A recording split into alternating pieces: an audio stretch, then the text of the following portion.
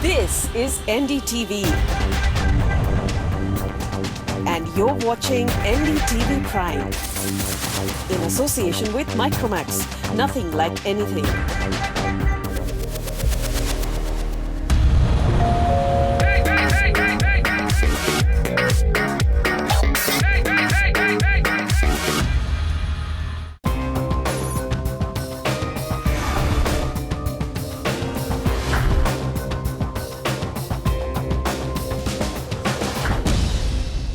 Property बाजार में निवेश की सटीक सलाह के साथ पेश है आपका पसंदीदा शो प्रॉपर्टी इंडिया।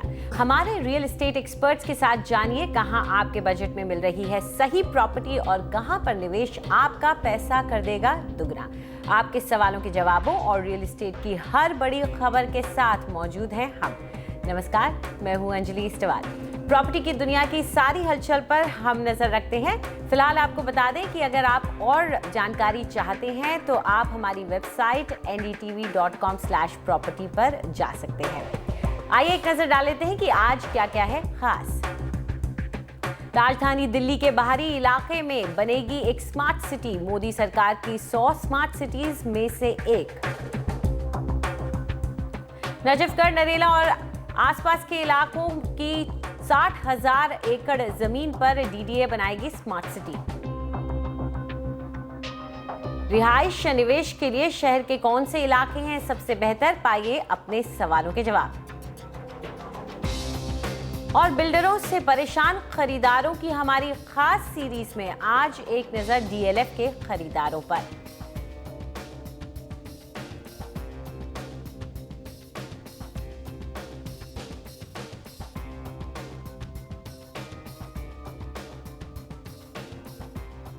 दिल्ली विकास प्राधिकरण या डीडीए पर सरकार की तरफ से एक नई जिम्मेदारी डाली गई है, बाहरी दिल्ली में एक स्मार्ट सिटी बनाने की।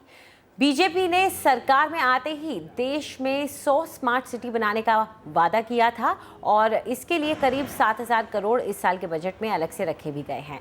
और अब स्मार्ट सिटी के इस सपने की तरफ पहला कदम उठाया जा रहा है और वो भी दिल्ली में। इस स्मार्ट सिटी को लैंड पूलिंग की पॉलिसी के तहत जमीन जोड़कर बनाया जाएगा।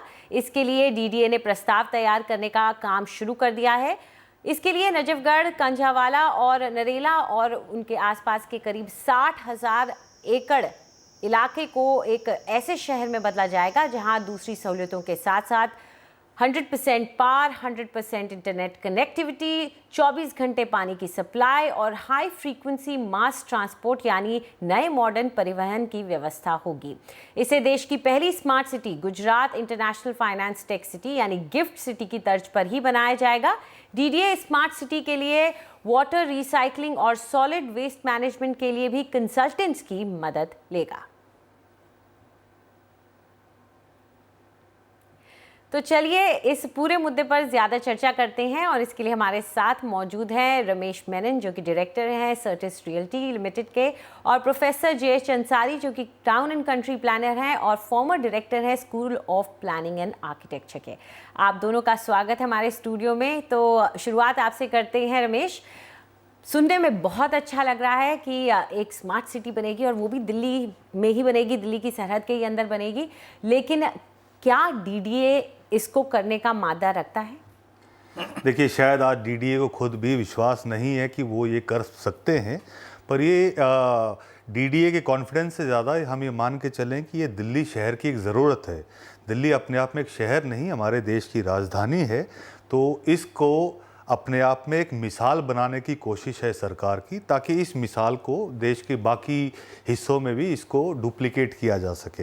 हाँ, ये ज़रूर है, डीडीए के जो पुराने रवायात हैं उसके तहत डीडीए क्या इसको बना पाएगा, पर ये आज के दौर में हम कंसल्टेंट्स या एक्सपर्टीज़ को या ख़रीद सकते हैं, हायर कर सकते हैं, या जो इन शहरों को बसाएंगे, डेवलपर्स हों, इन्वेस्टर्स हों, एक्सपर्ट्स हों, उनको डीडीए उनकी सेवाएं ले सकती है। तो मुझे ये कहने में कोई हर्ज नहीं है कि ये पॉसिबल है। हाँ, ये पॉलिटिकल विल और डीडीए की कार्यक्षमता है या नहीं, ये अलग सवाल है। अंसारी साहब, आप क्या मानते हैं कि अगर डीडीए को ये वाकई में पूरा करना है और इस तरह की स्मार्ट सिटी तैयार करनी है तो उसके लिए किस तरह के फोकस के साथ उसे काम करना होगा, क्या कदम उठाने होंगे?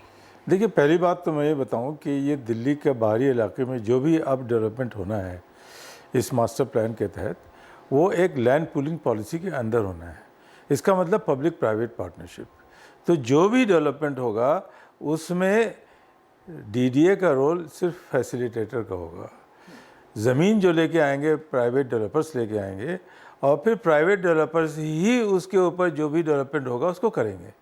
तो इसलिए मैं समझता हूँ कि इतना ज़्यादा हमें परेशान होने की ज़रूरत नहीं है, क्योंकि डीडीए का रोल फैसिलिटेटर का होगा और सारा काम जो है प्राइवेट डेवलपर्स का होगा, और वो अपनी जो सारी एक्सपर्टीज़ जो ला सकते हैं, इकट्ठा कर सकते हैं, वो सब उसके हिसाब से उस पर काम करेंगे। तो मुझे तो साहब, जहाँ तक बात सवाल आता है, जो बुनियादी सुविधाएं देने की बात आती है, वो तो लैंड वापस लेकर के डीडीए को ही देनी पड़ेगी।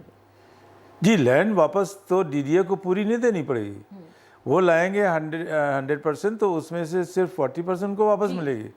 बाकी 60% जो है उसके ऊपर जो बनेंगी चीज़ें, वो सड़कें हैं, वो ओपन स्पेसेस हैं, city level open spaces, water supply system शहर का, सीवरेज सिस्टम, ड्रेनेज सिस्टम, ये सारी फैसिलिटीज़ जो हैं वो तो डीडीए करेगी। मगर उसके लिए हमारे पास बहुत सारे एक्सपर्टीज़ डिपार्टमेंट्स हैं, जो जल निगम है और रोड्स के और ट्रांसपोर्ट के बहुत सारे डिपार्टमेंट्स हैं।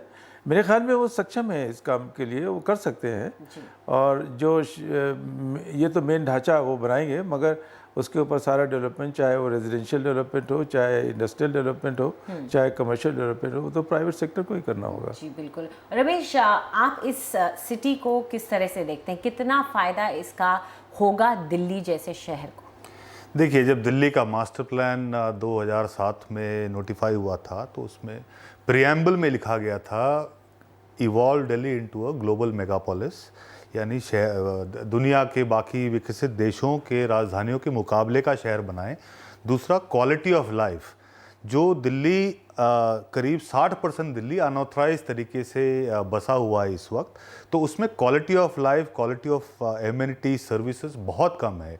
तो ये पहली बार ऐसा हो रहा है, लैंड पूलिंग के तहत आप 50-60 हज़ार एकड़ ज़मीन को इकट्ठे मास्टर प्लान कर रहे हैं, और उसकी जो ट्रंक लाइंस हैं वो डीडीए प्रोवाइड करेगा। तो मेरे समझ से जो प्राइवेट डेवलपर्स हैं उनके क्वालिटेटिव इजाफा तो हुआ ही है, कंज्यूमर एक्सपेक्टेशन भी उसी किस्म की हो गई हैं, क्योंकि जो दिल्ली के इर्द गिर्द के शहर हैं, चाहे गुड़गांव हो, चाहे नोएडा हो, ग्रेटर नोएडा हो, उनका जो क्वालिटी है, जो मकानों की क्वालिटी हो या कमर्शियल ऑफिस एस्टेब्लिशमेंट्स की क्वालिटी हो, दिल्ली की जनता भी कम से कम वो क्वालिटी, अगर बेहतर ना तो कम से कम एक्सपेक्ट करेगी। तो ये एक अच्छा पुष्टा कारगर स्टेप है। अंसारी साहब, अगर हम एक स्टैंडर्ड सी एक डेफिनेशन अगर देखें स्मार्ट सिटी की, तो उसमें बहुत सी चीज़ें बोलते हैं कि ट्रांसपोर्ट को लेके, वाटर सप्लाई, पावर सप्लाई, यहाँ तक कि छोटी छोटी चीज़ों पे भी फोकस किया जाता है कि एक साल तक कहीं पे वाटर लॉगिंग नहीं होनी चाहिए, 30 मिनट्स में इमरजेंसी रिस्पॉन्स होना चाहिए, हर चीज़ की सुविधा होनी चाहिए। तो ये जिसे कहते हैं माइन्यूट डिटेल्स, आपको लगता है कि डीडीए खुद कर पाएगा, या यहाँ ज़रूरत पड़ गई है आज कि उसको अपना काफ़ी काम आउटसोर्स करना पड़ेगा? देखिए, ये स्मार्ट सिटी का जो कॉन्सेप्ट है वो मुझे ऐसा लगता है धीरे धीरे करके वो एक स्लोगन सा बनता जा रहा है, हर चीज़ स्मार्ट सिटी। अब सवाल ये है कि अगर हम देखें कि एक प्लान सिटी जो है क्या वो स्मार्ट सिटी नहीं है? प्लान सिटी में क्या होता है? प्लान सिटी में अच्छी वाटर सप्लाई होनी चाहिए, अच्छा सीवरेज होना चाहिए, अच्छा ट्रांसपोर्ट होना चाहिए, अच्छे मकान हो चाहिए, अच्छे ओपन स्पेस होने चाहिए। वही यहाँ के ऊपर, इसके ऊपर भी स्मार्ट सिटी में इसका एम्फेसिस है। अलग से जो बात कही जा रही है वो ये है कि 24 hour water supply, 24 hour electricity वगैरह वगैरह, और यही सारी वो चीज़ें हैं जो शुभा क्रिएट करती है। हम अभी तक 50-60 साल के अंदर जो भी किया हम वो तो कर नहीं पाए, आगे चल करके हम इसको कर पाएंगे ना कर पाएंगे तो फ्यूचर ही बताएगा। मुझे शुभा है कि हम इतना सब अचीव कर पाएंगे। हम कहते हैं कि अगर हम ऐसे ही शहर बना लें जिसमें हम बिजली, पानी, सड़क, ट्रांसपोर्ट और रिक्रिएशन एरियाज़ और हाउसिंग सप्लाई कर सके एक एवरेज या एवरेज से थोड़ा अच्छे स्टैंडर्ड का, तो वही हमारे लिए बहुत अच्छा अचीवमेंट होगा, बजाय इसके कि हम हर चीज़ में स्मार्ट सिटी का स्टैग लगा करके लोगों की एक्सपेक्टेशंस को बढ़ाएं और फिर हम वो नए अचीव कर पाएँ, तो फिर उसके बाद फिर वही होगा कि भाई देखो हम कह के तो ये चले थे और अल्टीमेटली देखिए मिला गया। तो रमेश, आपको क्या लगता है कि इस तरह की इलाका, इस तरह का शहर बनाने के लिए कहाँ पे लैंड है जहाँ पे फोकस कर रहे हैं और किस तरह का एरिया है ये? देखिए, जोन तो 5 हैं जहाँ फ्रेश सप्लाई आई है ज़मीन की, पर हमारे हिसाब से केवल 3 जोन है जहाँ पे ये सप्लाई बड़े रूप में आएगी। जोन एन जो रोहिणी की तरफ है, जोन एल और के जो द्वारका और नजफगढ़ की तरफ है। तो यहाँ पे स्मार्ट सिटी, चलिए अंसारी साहब जो कह रहे हैं वो जिंगोइस्टिक है या एक स्लोगन बनता जा रहा है, पर आप देखें आज से 2 दशक पहले जो फिएट और एम्बेसडर हम चलाते थे और कंज्यूमर एक्सपेक्टेशन की वजह से उस ऑटोमोबाइल में या टेक्नोलॉजी में जो रेवोल्यूशन आया है, क्यों ना हम अर्बनाइजेशन या अर्बन प्लानिंग में भी वही लेके आएँ। अंसारी साहब प्रैक्टिकल तौर पे ये कह रहे हैं कि शायद हम अपने बार को कुछ ज़्यादा रेज कर रहे हैं या हम उम्मीद कुछ ज़्यादा कर रहे हैं, पर उम्मीद करने में कोई हर्ज नहीं है। दिल्ली को ज़रूरत भी है कि हम एक ही झटके में बड़ी सप्लाई लेके आएँ अर्बनाइज्ड इन्वेंट्री की, ताकि अनऑथराइज्ड रूप में शहर का विकास ना हो। और अंसारी साहब, गिफ्ट सिटी का टेम्पलेट इस्तेमाल करने की बात हो रही है यहाँ पे कि उन्होंने जो किया है उसकी तर्ज पे कुछ करेंगे। क्या गिफ्ट सिटी का टेम्पलेट यूज़ करना सही रहेगा डीडीए के लिए? देखिए, गिफ्ट सिटी जो है, अब यही सब प्रॉब्लम होती है कि गिफ्ट सिटी का कॉन्सेप्चुलाइजेशन 2007 में हुआ था, अब हो गई है 2014, 7 साल हो गए हैं, 2 टावर बन के खड़े हैं और उसके अंदर अभी भी बिजनेस ऑपरेशंस, अब शायद एक आध जगहों के ऊपर लोग उसमें आना शुरू हुए हैं। अब उस लेवल के ऊपर हम स्पेस जनरेट करने के काबिल तो हैं, कर देंगे, मगर वो स्पेस जनरेट जब ही होगी जब उसके लिए डिमांड होगी, और उसके लिए जिस तरह की स्पेस के लिए डिमांड जब ही होगी जब हमारी इकोनॉमिक कंडीशन जो ऐसी हो जाएगी कि we will be booming country as far as economy is concern. वरना लोग बना के खड़ा कर देंगे आपस में, आएगा कौन, लेगा कौन? वो देखिए SEZ का क्या हाल है, इतने बड़े बड़े SEZ हमने प्लान किए, पता नहीं कितने साल से हम SEZ का रट्टा लगा रहे हैं, मगर एक्चुअली डेवलपमेंट के नाम पे कितने SEZ डेवलप हुए, और वहाँ के ऊपर एक्सपोर्ट प्रमोशन के लिए कितनी इंडस्ट्रीज़ वहाँ पे आई, वहाँ के ऊपर वो अल्टीमेटली रियल इस्टेट डेवलपमेंट के प्रोजेक्ट्स होकर रह गए। जितने जितने डेवलपर आ रहे हैं वो एक मौका ढूंढ रहे हैं, एक्सपोर्ट और इंडस्ट्री तो छोड़ दीजिए, वहाँ के वो मकान बना करके भेज दें। तो ये चीज़ें जो है इसमें थोड़ा केयरफुल रहने की ज़रूरत है। इसीलिए मैं कह रहा हूँ कि इस तरह के कामों में बहुत ज़्यादा लोगों की एक्सपेक्टेशंस को रेज करना ठीक नहीं होता, वरना it will boomerang one day. जी, रमेश, आपको क्या लगता है कि दिल्ली की सरहद में होने की वजह से ये ज़्यादा इसको जो कहते हैं ना कि ज़्यादा हुआ हल्ला हो रहा है, इसके लिए कि स्मार्ट सिटी है इसलिए? नहीं, 2 चीज़ें मैं ज़रूर हाईलाइट करना चाहूँगा। मैंने कुछ दिन पहले वेस्ट बंगाल गवर्नमेंट का एक प्रेस रिलीज़ पढ़ा जहाँ उन्होंने कहा कि साहब हम 10 स्मार्ट सिटी बनाने के लिए ज़मीन एकत्रित करके सरकार को हैंडओवर करने के लिए तैयार हैं। अव्वल तो स्मार्ट सिटी में स्मार्ट लोगों की ज़रूरत है, क्योंकि स्मार्ट सिटी केवल हाउसिंग प्रोजेक्ट नहीं है, उसमें इकोनॉमिक एक्टिविटी की ज़रूरत है। और जो हम ये जो जोनल प्लान है दिल्ली का, उसमें हर जोन जो है सेल्फ कंटेन्ड सिटी है, उसमें काम भी होगा, रोज़गार के अपॉर्चुनिटीज़ भी होंगी, ट्रांसपोर्टेशन भी है और रिहायशी मकान भी है। तो उस लिहाज से अगर हम देखें, अगर हम स्मार्ट सिटी का टैग हटा दें और हम ये कहें कि ये प्लान्ड सेल्फ कंटेन्ड सिटी है, तो हर जोन अपने आप में सेल्फ कंटेन्ड हो सकता है, बजाय कि हम वेस्ट बंगाल और आंध्रा और तमाम और स्टेट्स में ज़बरदस्ती स्मार्ट सिटी को ले जाने की कोशिश करें।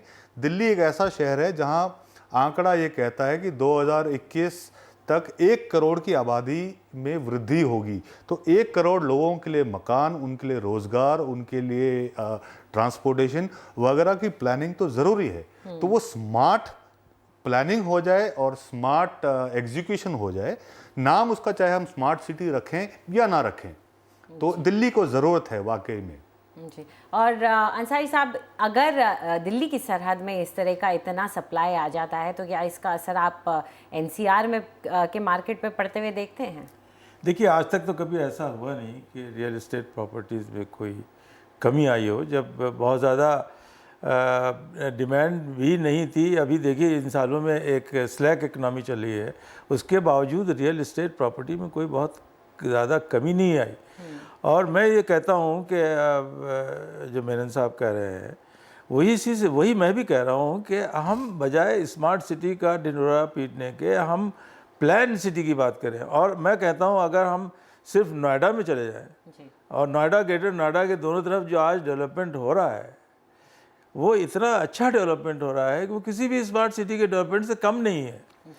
हाँ, बस फ़र्क सिर्फ इतना है कि वो सारा डेवलपमेंट अमीरों के लिए है, अपर इनकम ब्रैकेट ऑफ सोसाइटी के लिए है, कॉर्पोरेट सेक्टर के लिए है। मुझे ऐसा लगता नहीं है कि गरीबों के लिए या कम लेवल की इनकम के लोगों के लिए कोई भी कुछ काम अच्छा हुआ है जिसकी ज़रूरत है। ये बहुत अहम बात आपने कही।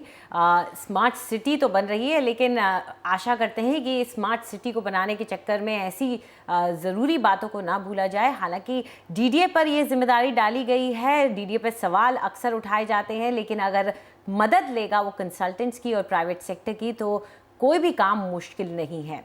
चलिए, आप हमारी इस चर्चा का हिस्सा बने आप दोनों, इसके लिए बहुत बहुत शुक्रिया आपका। फिलहाल वक्त है एक छोटे से ब्रेक का, लेकिन उसके बाद प्रॉपर्टी खरीदने और बेचने की आपकी सारी उलझनें हम सुलझाएंगे और देंगे आपके सवालों के जवाब।